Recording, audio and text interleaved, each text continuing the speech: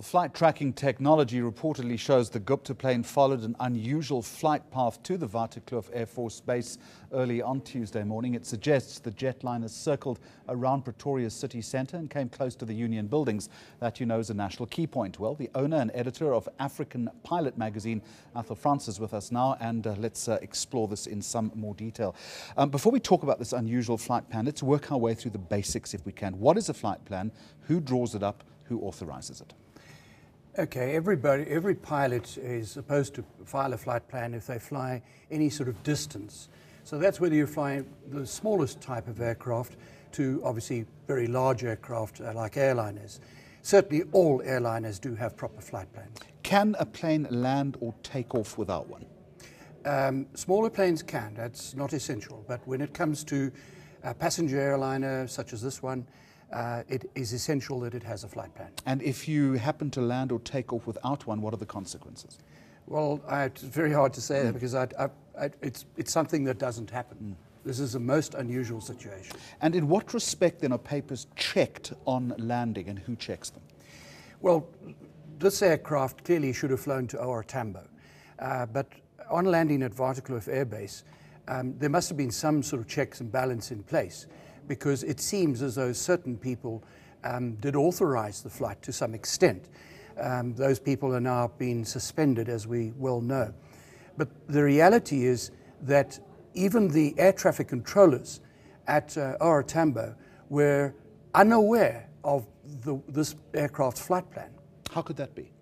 Well, if you look at the picture I've got on my computer screen here, the blue line shows clearly... Right, we are on that picture now, so talk us through that. The blue line clearly shows the aircraft coming in from the east, going just north of Bronkhorstspruit, just going west of Cullinan, and then heading towards Pretoria. And these green circles is the circle that it made around the city of Pretoria, sort of in the vicinity of the Union buildings. Then set off towards the south again. Just ignore that squiggle, it's an error. And then went due south and turned, and if you look at these yellow planes down here, that's OR Tambo. And it crossed the actual active runway of OR Tambo, being 0324, before setting up a finals and landing. There's the red aeroplane finally at Waterkloof Air Base. So the straying into the flight path of OR Tambo Airport suggests what? Is that negligence? Certainly so, because speaking to an air traffic controller this past Saturday, he indicated that the air traffic controllers at OR Tambo had to take evasive action. Certain aircraft were held waiting on the ground, and other aircraft that were in the air were diverted because they had no idea what this plane was doing at that time. They had it on radar, they clearly had been tracking it, but they had no idea of where it was going. They assumed it was going to OR Tambo, and they didn't release any other airplanes until it landed at OR Tambo. Let's look at two consequences there. One is, given this deviation, in one way or another, there was potential, albeit perhaps very slim, for some kind of incident mid-air, surely. No, I don't think so. I think our air traffic controllers are superb there, and our whole radar system. Remember, this airspace in Johannesburg, Pretoria, is the busiest airspace on the African continent, and it's very, very well monitored by the AT&S services at OR Tambo. Right, let's leave that one then, but surely the diversion and holding back of aircraft has a cost attached to it. Yes, certainly it does, and how one computes that cost, I don't know. I must say to you, Jeremy, it wasn't very long. It happened, and the whole exercise of this, taking this circle, probably took less than 5 minutes, but the fact is that it did create a bit of tension, let's call it that, in the control tower at OR Tambo. Does one assume that that would be for sightseeing purposes, perhaps? They would have flown over the Union buildings and perhaps also close to the airport, maybe to have a look-see at Johannesburg itself and the skyline? No, I don't think so. I think the plan was over the Union buildings, or let's say over the city of Pretoria.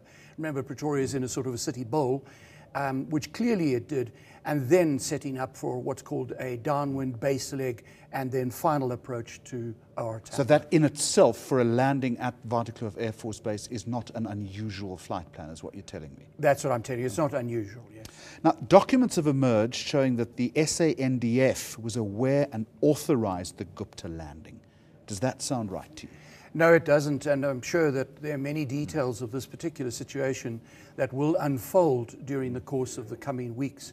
I just feel very sorry for the personnel who appear to have taken the fall for what probably started at a much higher level. At an airport like Waterkloof, where's the demarcation between authority resting with military personnel and the Civil Aviation Authority? The interesting thing, that's an interesting question. The air traffic controllers at Waterkloof work extremely closely with the air traffic controllers at OR Tambo. And in fact, there are times when Waterkloof is very busy that they may even have a controller, a military controller, inside the OR Tambo setup to coordinate traffic. The airline itself, or let me rephrase that, the request to land, the Indian High Commission has been fingered in this. Who would have been responsible for making that call? Would it be the airline itself who would have made the call, or is it unusual for a request to be made by the Indian High Commission? I think that, Jeremy, you've uncovered it already. This whole situation is steeped in some sort of something that is terribly wrong. This was a wedding. This was not an official state visit. Had it been an official state visit, then it would have gone through, naturally it would have gone through the protocol of the Air Force and of the various government departments that handle these things. But we all know now that that was not what happened, and that in fact this airplane should have landed at OR Tambo and been treated as a normal civilian arrival and then subsequent departure. All right, let me slip one final question. And several government departments are currently investigating the matter. In terms of any breach of aviation law, if in fact there has been, who now probes that? Well, I think the probes have already been set up. Certainly the South African Civil Aviation Authority is probing this matter. Do you concur there's a breach of aviation law here? Absolutely, yes. There's a breach of aviation law here. And ultimately then that rests with the Civil Aviation Authority? This does not rest with the military. This rests with the South African Civil Aviation Authority. And for what you've explained to us, a fairly open and shut case? Most certainly it's an open and shut case. And you know very well that this aircraft didn't have certain paperwork on board when it did arrive at OR Tambo.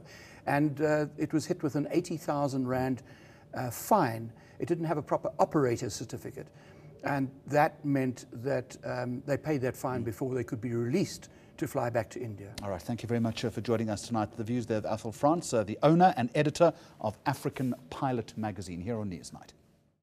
News that moves. eNCA.com.